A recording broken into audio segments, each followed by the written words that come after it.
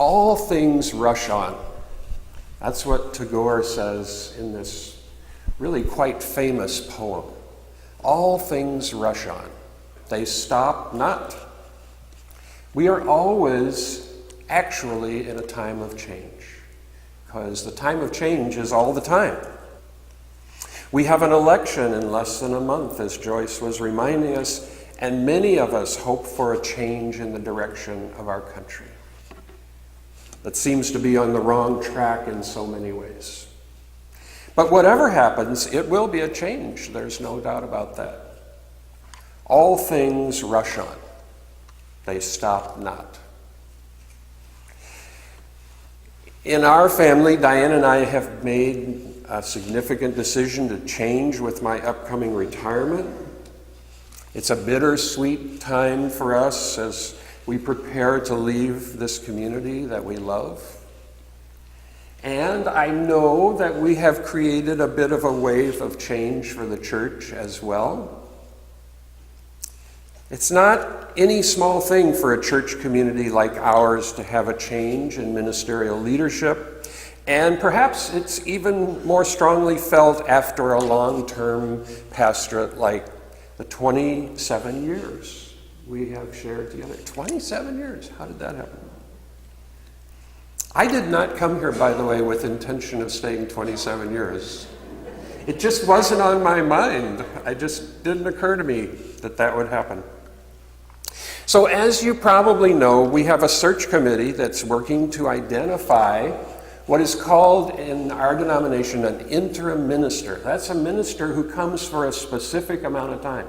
They're not going to stay forever. We're looking at an interim minister for a year and a half. At least that's the idea at the moment. And who we hope will be here in January.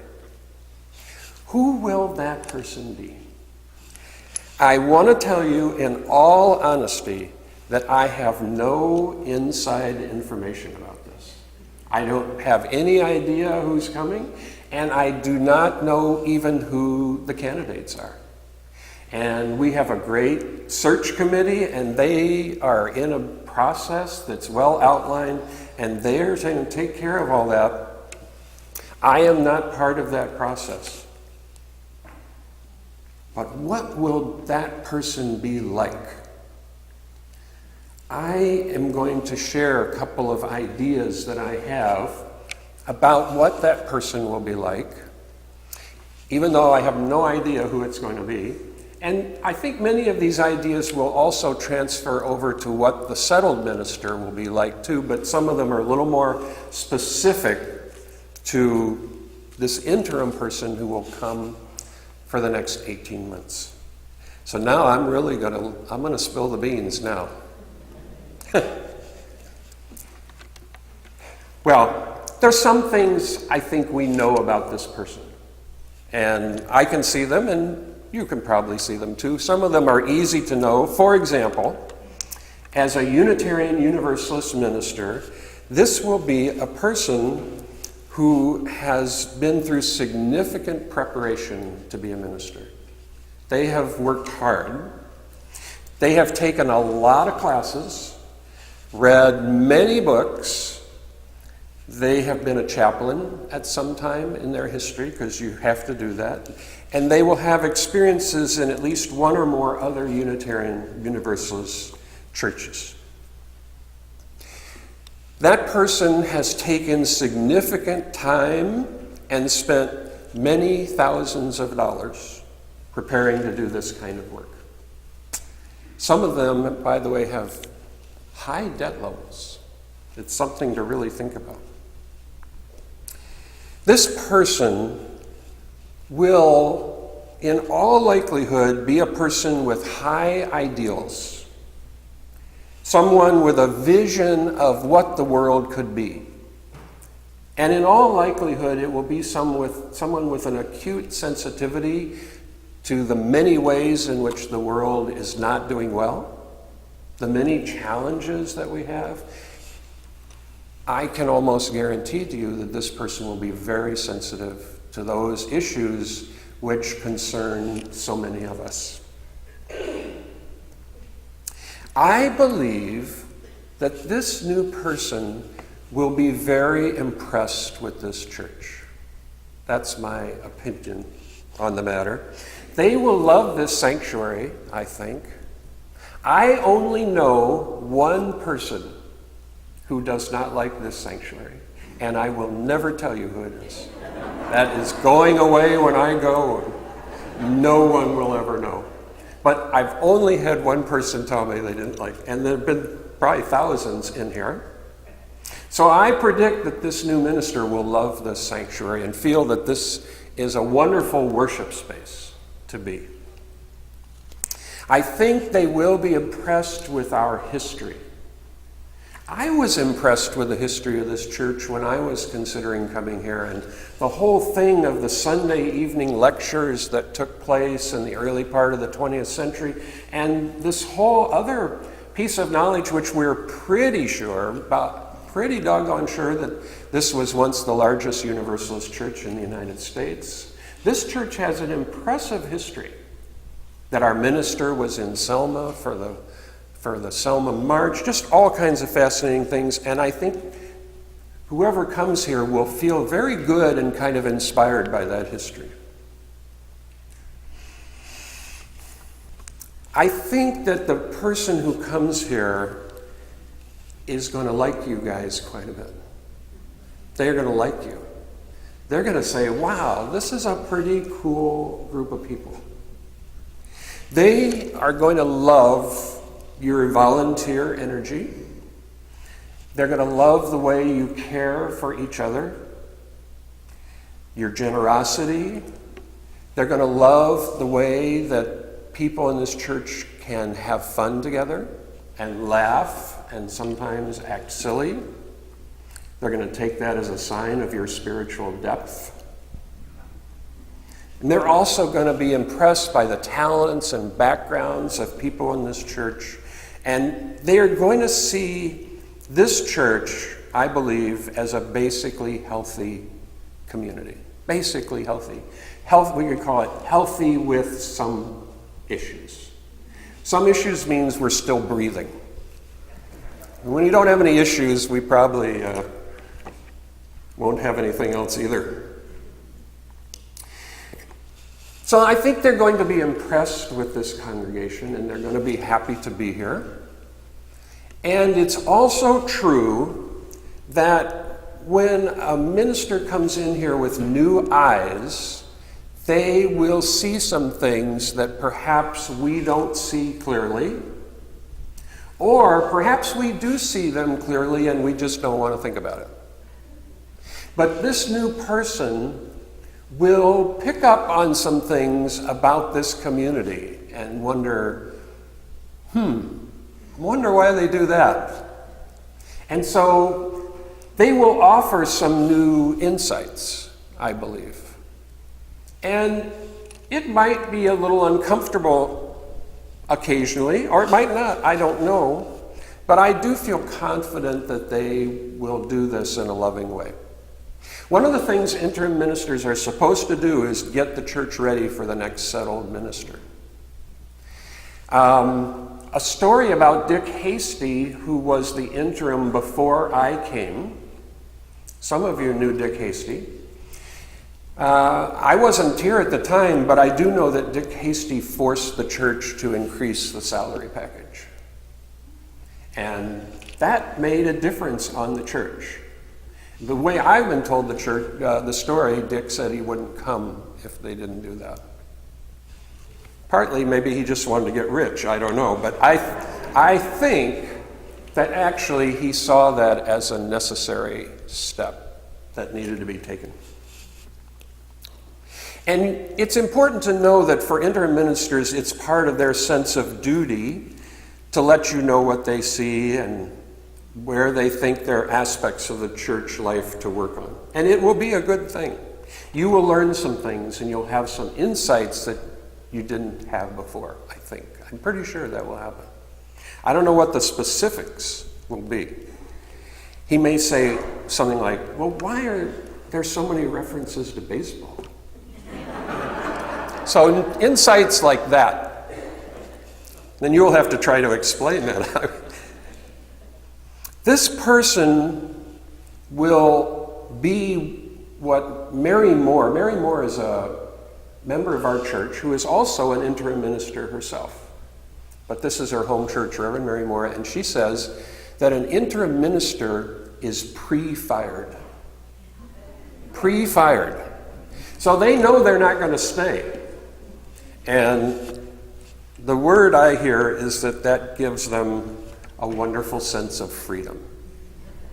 Think about that. They will want things to go well.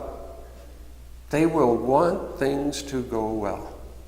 They will be committed to the success of our church. They will be committed to preserving what's wonderful about this community and helping the community move forward into a new chapter. There are many chapters in our story. There's the time of the Sunday evening lectures, and there's the time of the Vietnam War, and there's the time of the Selma marches, and then there's the time when we built this new building. And that minister is going to want to help this congregation move into the next chapter. That's what they're going to be about. I am quite sure that whoever this is will do some things differently than I do. I'm tempted to make another joke about that, but I'm going to let it go for the moment. But I do not know exactly what those things are. I really don't. I don't have any idea. I don't know, except that there will be some difference. I think the odds are good that they will not be a baseball fan. That's a reality you'll have to figure out how to deal with. I can't help you with that. This person might want to wear a robe on Sunday. Yes, I got a panicked look right there. Oh my God, not that. They might want to keep the door to the minister's office locked. That would be a trauma to deal with, wouldn't it? That's really scary. They just might want to do something differently. My God. Hope you all get through that.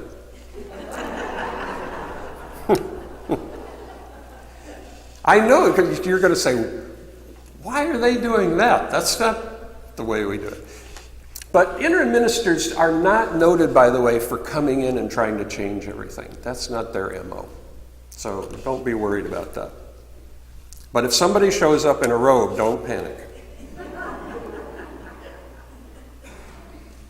There will be insights that you will gain from seeing someone do things somewhat differently. That will give you insights into what ministry is about. Just like Amy was asking the kids, what is ministry? You will get some insights by seeing someone else do things, as we already do now. Linda brings a style to worship which is her own and has elements that I think I'm actually lacking. So you will see some things and you will learn. I know that your new minister will want to safeguard and protect and affirm what is most healthy and special about this congregation. They will do everything they can to clear the path for the next settled minister.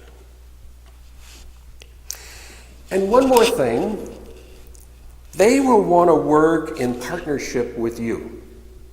They will deeply want to do that. I'm very confident that that's true. And they will love it and be inspired if you continue to be active and you continue to participate and give your goodwill to this enterprise. That will inspire them. I guarantee it. They will love it when you show up. When they see your face on Sunday morning, they will love that. And when you volunteer, they'll be inspired. And if you sing in the choir, they will love that too.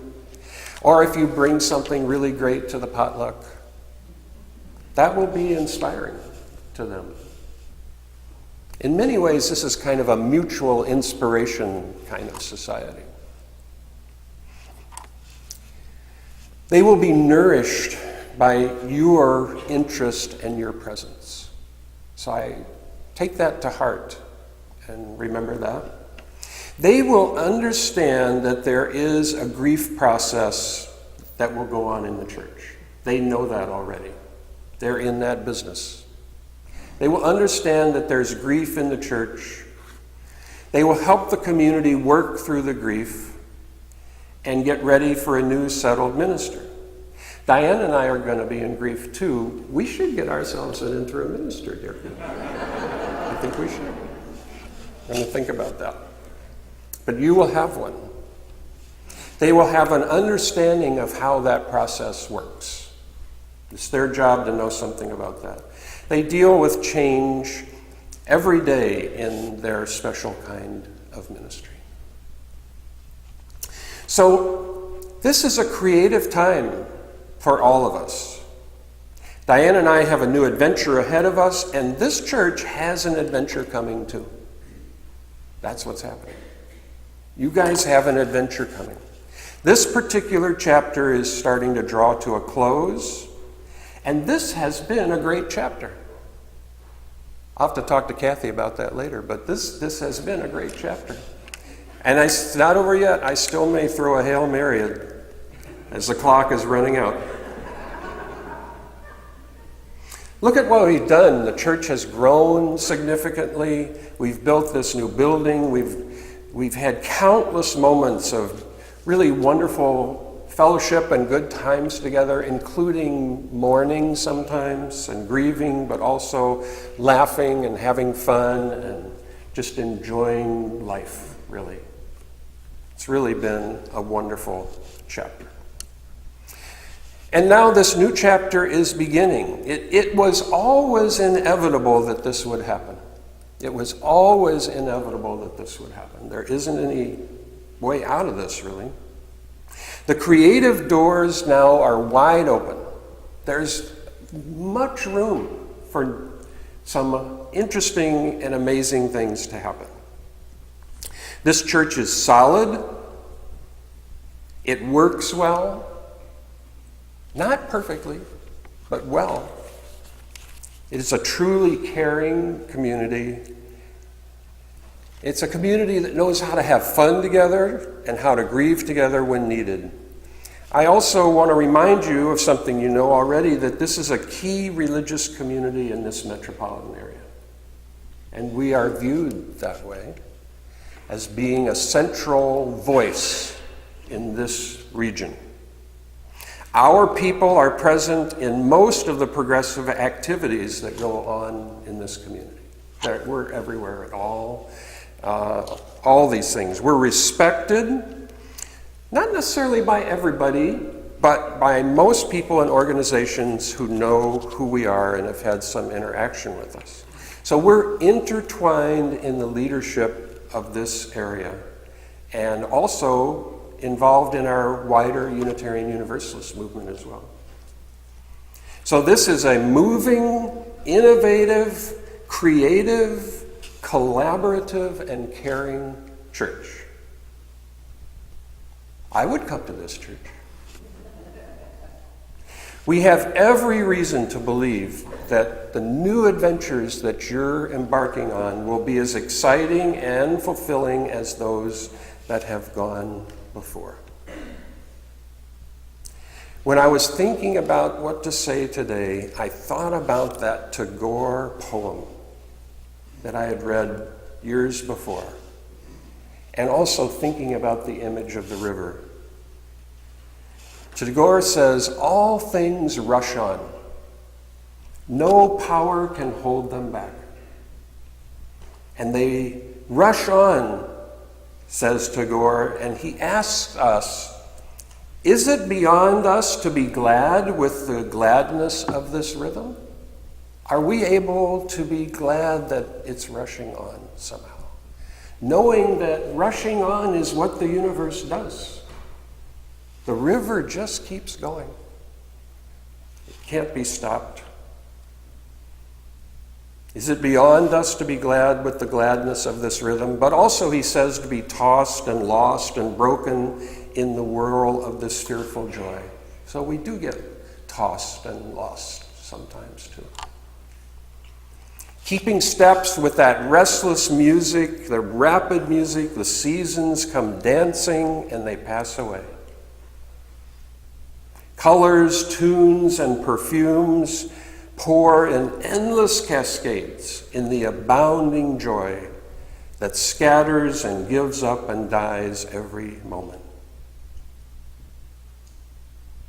So,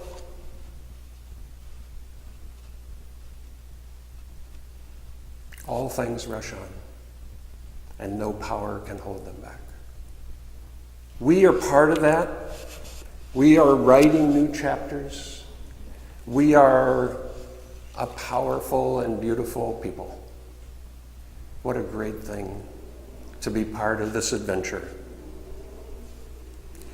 As we move forward into these new chapters in our lives, may it be joyfully. Even with a measure of grief, may it be joyfully. May we all continue to live out our covenants and our ideals, and on the adventure, treat each other with kindness and understanding as we move along on the way. And as this new creative reality unfolds.